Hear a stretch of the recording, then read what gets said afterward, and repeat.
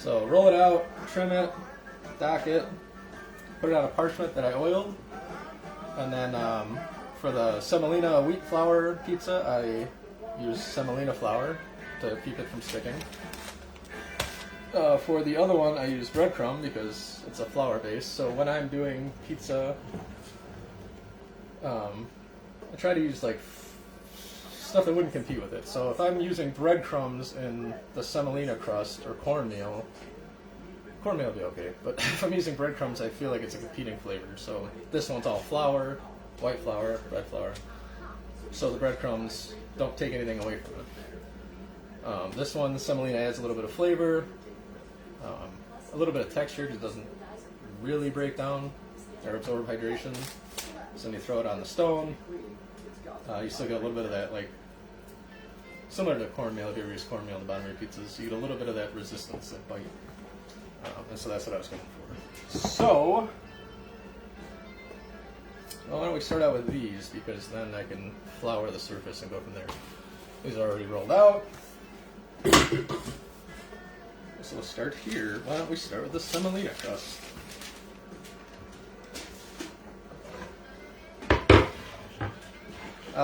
So let's talk about flavor combinations before and crusts and how they influence the toppings that I'm doing. So I sliced some tomatoes earlier today, put a paper towel in the bottom of a bowl and left it covered in the fridge. The paper towel is going to absorb some of that moisture because, again, with Chicago thin crust specifically, we like the crispy crust, and the more hydration, the more wet stuff you're putting on your pizza, the less crispy you're going to get it. And since I'm using tomatoes, I wanted to get some of the hydration out of there because they are very wet, obviously. I'm using sauteed spinach. So this, I put some butter in a pot, 1.5 bags of spinach, some granulated garlic and some salt, and then after it started to break down for a touch, I added some white wine, which I usually use Chardonnay or Pinot Grigio, and today I use Pinot Grigio. When I'm using white wines for cooking, those are my two go-tos. Cook it down, and then in this case, you can see how the stems are still really nice and bright. I slid it all over to the side and then reduced that wine and butter mixture until it was almost gone. And then I turned the heat off and mixed it all together, and this absorbed some of that butter and wine, and you can see there's not a lot on the bottom. Some, but not a lot. So that's a very wet ingredient as well. And then normally with this combination, I like to use raw garlic, either sliced or through a press. And then flick it on there. Just pick up, flick it, get it on there. Those three ingredients, fantastic, especially if you're doing like a vegetarian style pizza. Today, instead of the raw garlic, I'm going to use a little bit of this prosciutto that I have left over because waste not, want not, right? So the prosciutto is salty, it's aged, this crust is earthy, spinach is earthy, and then the tomatoes are just, they're a little earthy. I don't know how to describe those, I guess, but the tomatoes are going to be the, I don't know how to describe it, like a more familiarity thing to this pizza, right? There's going to be roasted tomatoes, basically, on top. And it's going to taste familiar. I guess that's the only way to say it. Alright, so let's start here. This is the semolina crust, so I'll use semolina on my peel. If you are new to making pizzas, the wooden peel, actually even if you're not, I prefer a wooden peel over a metal peel because the wood is a little bit porous, so if there's any moisture, it can wick a little bit of that away, and then you still get movement on your peel, where when you're using a steel peel or if you roll out your dough on the counter and you don't move it for a little while, there's nowhere for that moisture that's being released from the dough to escape to, so it creates like a suction and sticks, and then you can't get your crust out. Just don't do it. So I like the wooden peel. You could dust your peel with semolina, cornmeal, flour, breadcrumbs. For this one in particular, I'm using semolina because it's a semolina dough. And then it's very fine semolina, but it won't absorb a lot of that moisture, the hydration. So it'll still give a little bit of resistance as I'm biting into it. Rolled out the semolina whole wheat crust docked it, put in a sprayed parchment with oil, put some semolina on it, so it's not sticking. Let it sit out for like 5 or 6 hours now. When you let it sit out, don't leave a fan on. Actually, I have this fan off. It's hot in here, but I'll turn it on when I get done with this. The fan will dry out. The edges too fast. It'll curl up, and it will be useless. So this is my exposed side. It's drier than the other side, obviously. And that is what I'm going to put layered down. And then the reason we cure crusts sometimes is it's just crisp factor is the only reason. You get it real thin, right, because I'm not topping it right away, so I can roll it out real thin. And then you cure it, and it's releasing some of that hydration already. But it's still flexible. It's not dry, which is important. If it's dry, it cracks when you do this. You went too far, throw it out. Start over.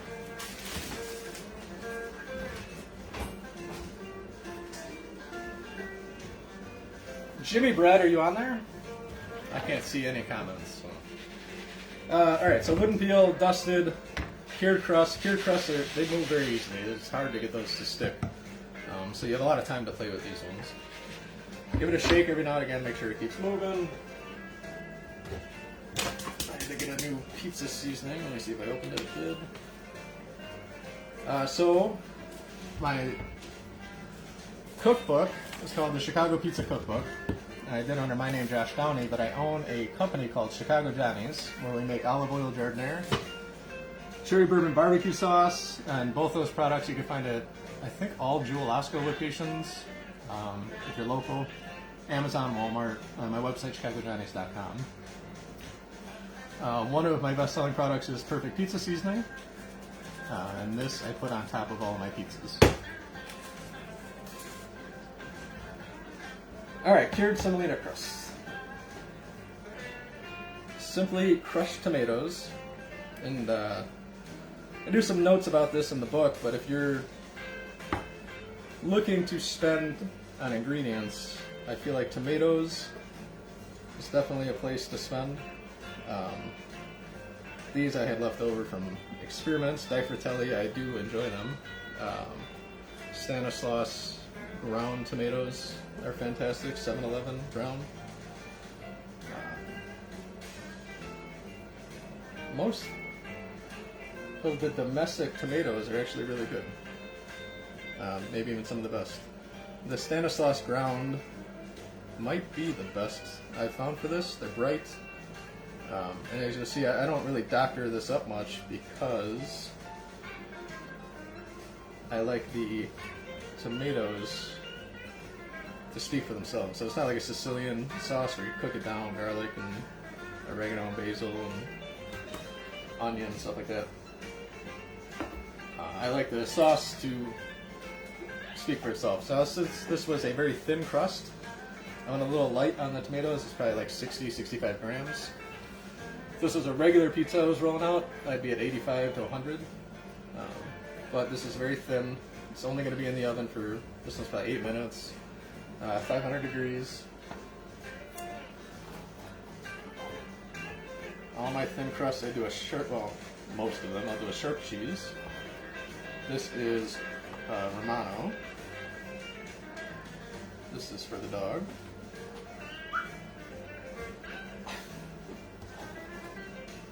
So it's like 12 to 15 grams of Romano. You could use Parmesan if you want. I prefer Romano. It's sharper. It melts better, so it'll release some of the fat and the salt, which I really do like.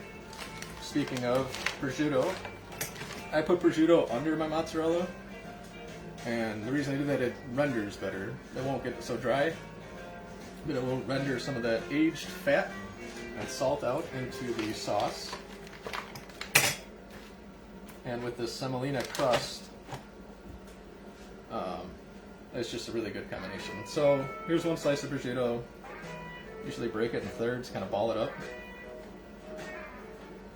Kind of like you're doing raw Italian sausage, I guess.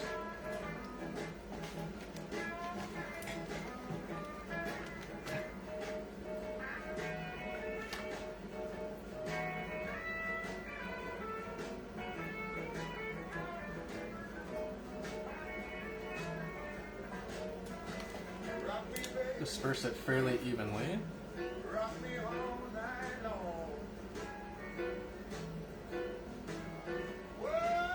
So this prosciutto I opened the other day, left it in the fridge. It's particularly wet when you first open it. So I will usually open it the day before I want it, leave it in the fridge and let it dry out a little bit. And if you do it long enough, you get these edges that are real dried out. It's salty, like you can almost feel the salt crystals on it. I love that.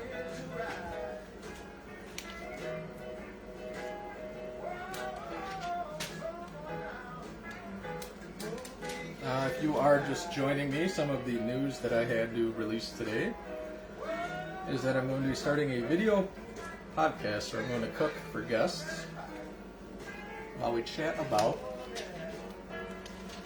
life. I'm going to call it Growing Peppers. So look for the Growing Peppers video podcast. I am not a tech person, so I'm going to source some help for that. And it might take a little while to figure it out. But we used to do a lot of catering and festivals, and we had a hot dog cart and a Cajun tent, food tent. And I do miss cooking, and so I want to get back in the kitchen a little bit more. There's not going to be a theme to it. It's not peppers, it's not Chicago style, whatever. It's just dishes I want to try out. There's so many things I haven't even tried or made, so kind of looking forward to getting my nose back to the grindstone. Every now and again, shake your pizza on the peel, make sure it's loose.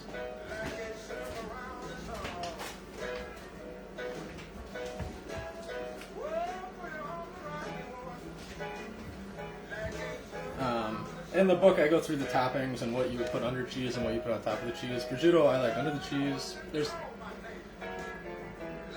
on who you're going to talk to, there's very little right and wrong with pizza making, right? Like, I'm cooking this for me. I'm going to make it the way that I want it, the way that I feel like it comes out best. So I put the prosciutto under the cheese because I like that salt and that aged fat to render out. So we have crushed tomatoes, pecorino romano, prosciutto, and then we're just going to do whole milk mozzarella. This is low moisture whole milk mozzarella. You definitely want low moisture no matter what you do. Depending on what part of the country you're in, you could probably only find part skim. I have some customers that have told me the only low moisture whole milk mozzarella they can get is string cheese. So they take string cheese and they run it through a grater. I imagine it's the same cheese, it's just shaped differently. Alright, so this might be a little bit more cheese than you'd want on a cured crust like this, but I will go with it. And then I put some of my perfect pizza seasoning on there. You can get it at chicagojohnnies.com, Amazon, Walmart.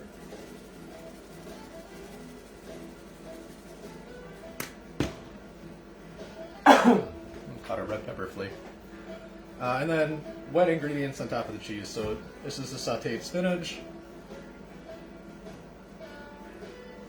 And the reason these go on top of the cheese is we want the dry heat of the oven to kind of pull some of this liquid out of the spinach.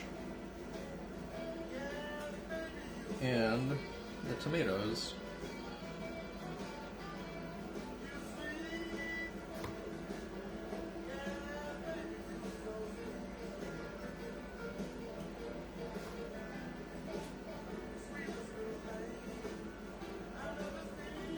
When you're making the spinach, I always saute it with some butter, some wine, salt, sometimes some garlic. Put some garlic in this one because I wasn't using the raw garlic on the pizza. The longer you go, the darker it's going to get, the more it's going to look like seaweed. If you can more steam it, keep it off the direct heat as long as you can, you'll get some of this bright green, which is good. And then it's also going to cook in the oven, which is going to darken it some more. So the less heat you can put to the spinach, the better. And then these are just some Roma tomatoes I ran over, sorry, not Roma. I got tomatoes on the vine from Mighty Vine. Jewel had some Mighty Vine tomatoes on sale. So, Mighty Vine is a Chicago company, I believe, grown in greenhouses. They make a fine product. Doesn't travel far. Quick note, if you're using an end piece, flip it so the skin is down. I'm not going to use this, but you flip it so the skin is down. Skin up doesn't allow that moisture to release as well, and it's a pain in the butt. So let me wash my hands.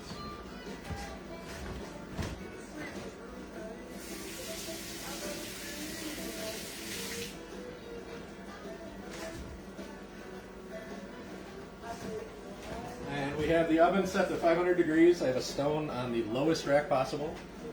And then I also have a second stone, one rack below the top, because on some pizzas when you really load them, maybe I want some top heat at the end to finish them off and really brown the cheese, you know? Or this one might need it too because of all the wet. So I'll start at the bottom stone, see how it's going, and if I need to, I can move it up to the top for a minute or so, and that will really help the top to cook.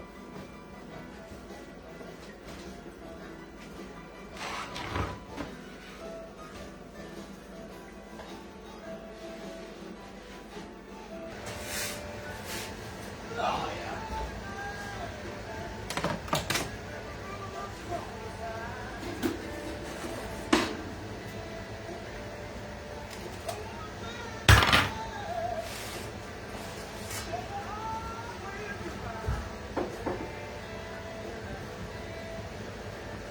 So this was the whole wheat semolina crust, cured. Now this crust always shrinks a little bit. I'll show you. I was at 12 inches when I made it. I lost about a half inch all the way around. For whatever reason, I never looked into the science of it, but this recipe will always shrink back a little bit, no matter how much you let it relax, and what your kneading time is, it'll always shrink. But this recipe in particular has gorgeous flavors to it. So you get some of the earthiness, some of those darker flavors from the whole wheat flour, some resistance from the semolina flour, and because it cured it, this one's going to be incredibly crispy. And then I use bread flour because there's not a whole lot of gluten structure happening in those two flours. But the whole wheat flour, the spinach, the semolina, and the tomatoes are a wonderful earthy combination. Sometimes instead of the prosciutto, if I'm doing a vegetarian pizza, I'll just do raw garlic, run it through a crust, and then just pick it up and kind of flick it in there. Also, beautiful pizza. This looks fucking good. You can see how thin it is maybe here, let's see. See how thin that is?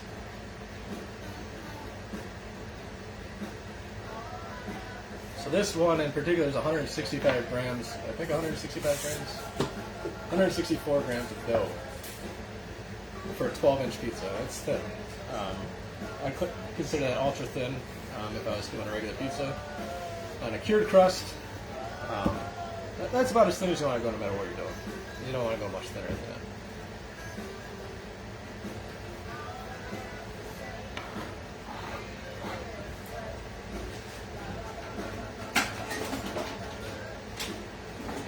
If you have not already gotten, if you're going to start making pizzas, this was the best $10 I ever spent in the pizza made in the world. Makes it so much easier to cut, it's easier on the wrists. I used to take a chef's knife or this kind of knife and then you gotta turn it, then you gotta turn it, you know. This makes very easy work of it.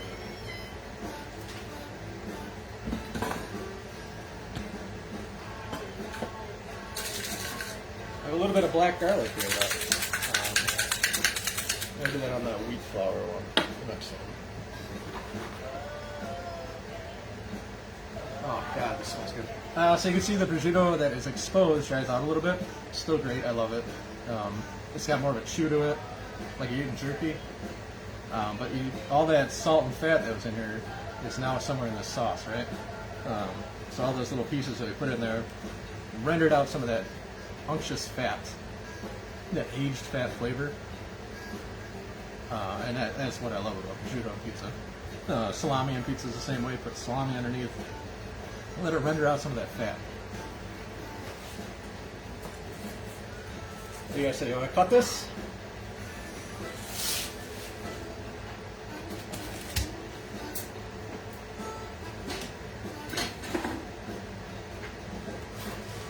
Are you guys ready for this?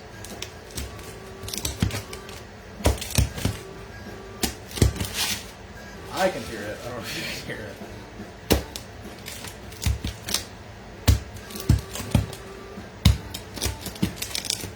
And then with this cured crust in particular, we'll do one that's not cured here in a little bit. You can see how flaky it gets. Real little cracker crumbs come off of there. And then on the bottom, I don't know if you're going to be able to see it. There's real tiny air bubbles. If you're making sourdough, you get those big blisters. This one gets real tiny bubbles because it's a drier crust. But that is where a lot of this crisp comes in. And you can see how strong it is. Look at this is loaded. It's a loaded piece of pizza. And I'm holding it up like cider. It's heavy. Corner first. It smells fucking great.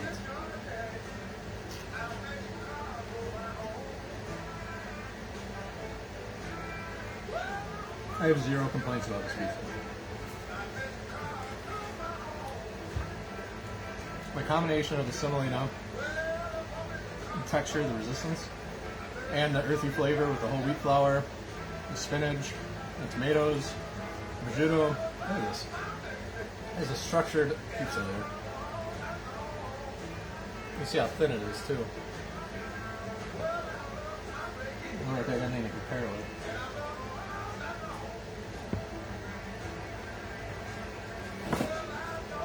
It's a bench scraper. You see how thin that is. What is it? Goddamn gorgeous pizza.